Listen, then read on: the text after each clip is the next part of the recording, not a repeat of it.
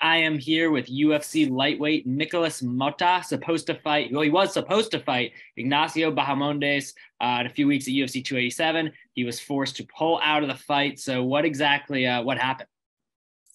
So was super close to the fight. Couple weeks before the fight, I was at wrestling practice.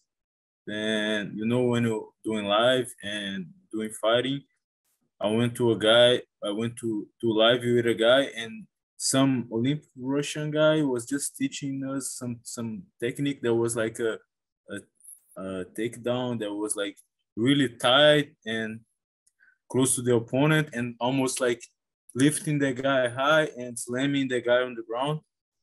And I was going with some random guy, and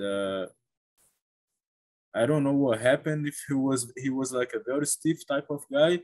Then when I slammed him in the ground, I don't know if he maybe his head like hit the mat and came back, but we kind of like crashed heads, and was like a pretty strong clash. Then I felt right away, oh fuck, I think I got cut. But then was not just a cut, was like a hole in my face. It was so fucking deep. Then I thought like, okay, all right. I've been cut before fights before, and that's okay. That's just a cut. And when I went to the UFC PI, because Heather from the PI, she has a friend that is very good on doing stitches. Then we saw, and I saw in the mirror, and was like ridiculous, like deep cut. Then it took a long time to do the stitches. It was 14 stitches. Then it was so deep that she had to stitch inside and outside, and took a long time. And she even got to put some extra like anesthesia, and was like a real deep cut. Then to me it was like, okay, all right, it's just a cut. But then my head coach, Ray Seffel, and we've been doing an amazing job. I never had a coach that matched so much to my game, and I think I trust on him a lot, and he has so much experience, right? I think he's one of the best fighters in history. He has over 100 fights. Then at some point I was with the stitches, and I went to do meets with him, because my plan was like, okay, I can at least do meets, like do shadow box, hit the bag, do some conditioning. But it was crazy deep the cut. The first days I couldn't train because it was like this, and all my eyes swollen, and I could feel like so much like pain and pressure, because I never had a cut as deep like that one. But I still try to handle like a man, and I want to fight. And at some point, I went to training, and Seth will say, brother, I thought about it, and we need to ask to pull back your fight, because you're gonna when you take the stitches off, it's gonna be like basically fight week, and that's not enough time to heal this cut. So anything that happens in the fight, then he gave me a lot of little examples that it happens in the fight, that shit would open. And he say, if that happened, they're gonna stop the fight, and you're gonna lose, because just because of that. Then at the same time, Brett Tavares was there training with him, and he's a guy that is in UFC for like 11 years, and I know a guy that I look up to too, and have a lot of experience. He said the same thing. He said, brother, you need to ask to pull back the fight. And then I saw Chris Curtis, and I asked him, especially because I can see at Chris Curtis' face, he probably had so many stitches. Then he said he just said, it's gonna open in the fight. I'm like, fuck, maybe this guy's all right. And I trust Sefo so much. The same way that Sefo tells me, if you're gonna beat this guy, I'm gonna be like, all right, let's go. And the same way when he's told me that we should pull out, and he explained to me that that it's okay if we go to a fight and we lose because the guy was better. That's okay. But if we go to a fight and we lose because we already went to the fight with a disadvantage, that's not okay. Then that, which reminded me, Saturday I was like hitting the bag because now I can move around a little bit. I'm just not doing like contact. I'm not doing sparring or grappling yet. I'm gonna come back soon and do with headgear. And I need to have the stitches for, it was so deep that Heather from the PI said that I need to have the stitches for 2 weeks instead of only a week. And I remember read about something that when I did my UFC debut against Jim Miller, I had a tore MCL, and I'm an orthodox and Jim Miller is a southpaw. He always kicked on my tore MCL on my front leg. And you know how Jim Miller kicks on the front leg like there is no Yeah. tomorrow. Right.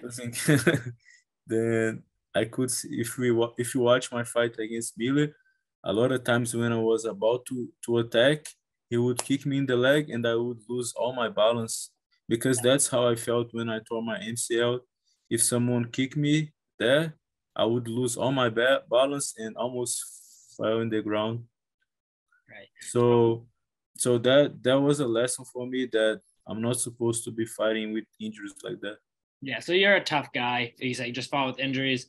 You ask all these different people, you're asking your coach, other fighters, and everyone's kind of telling you the same thing. Like you should not take this fight. How hard was it for you to finally pull the trigger and say, okay, I'm gonna pull out? How hard was that?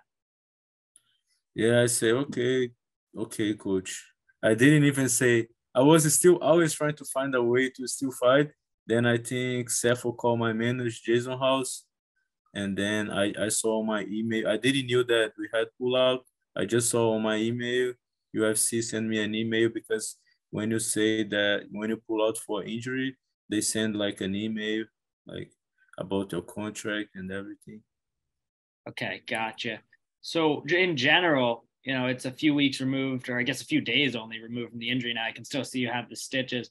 How are your spirits about your situation and going forward? How are you feeling? I feel good at first when the fight was canceled. I felt like someone dies. Then someone explained to me because I felt like that because that fight died. The fight like that was supposed to happen.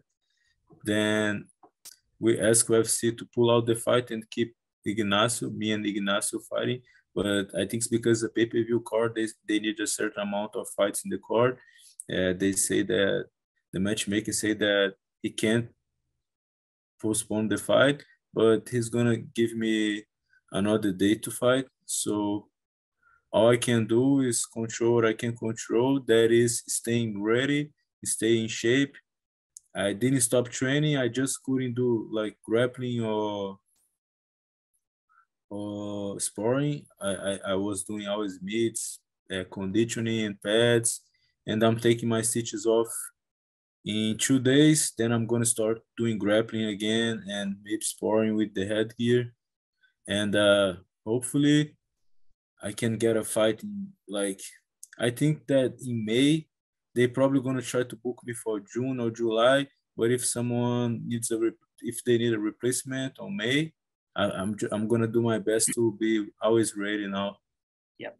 So now that Ignacio is staying on the card, is there any names you have in mind in your division? A guy that also isn't booked for a fight right now that you want to see yourself go up against?